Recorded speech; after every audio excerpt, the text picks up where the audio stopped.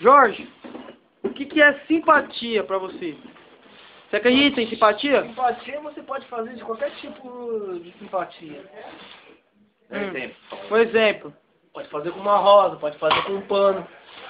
Ó. Macumbeiro velho, mano. Deixa eu te perguntar. Você acredita em feitiçaria? Feitiçaria todo mundo faz. Até você pode fazer uma feitiçaria.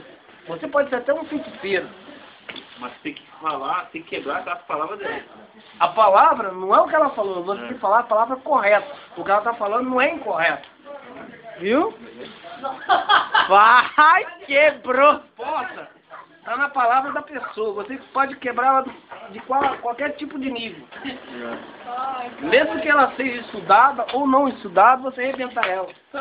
A cultura da faculdade não é os outros ser o maior. O que vale é Deus. Se você souber as palavras certas, a palavra que a pessoa vai falar para você, correto, você derruba ela. Vai! O que você tem que falar sobre a cultura grega e a africana? Você acha que você é grego ou africano?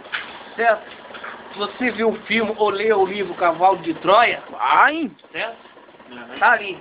Africano, se você estivesse na África, pra, ajudar os africanos, a fome.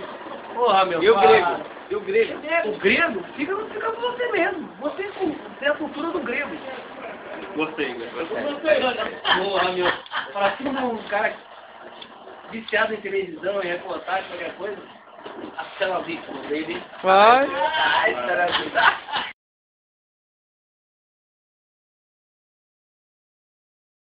Quer andar pra perto do Lula? Lula, não tem nada. Por quê? É um metalúrgico que falou que ele fez faculdade. Mano, isso é Pera aí, um exemplo de vida. A faculdade que ele fez, todo mundo faz. O que ele está fazendo, eu faço. Faço até melhor do que ele. O que ele tá fazendo que você faz? O que ele viajou, eu faço. Ele tendo um intérprete, um cara que fala inglês, qualquer coisa, eu só me fala. Pô, se liga, mano. O que ele fez, você faria?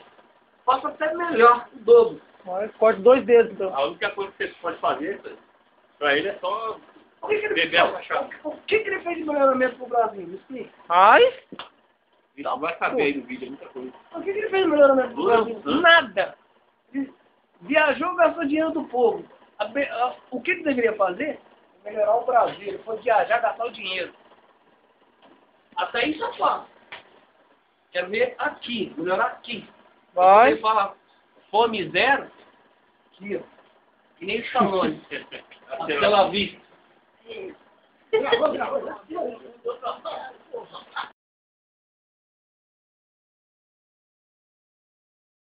Eu sou o filho do dono. Eu sou o filho do dono. Eu sou o filho do dono.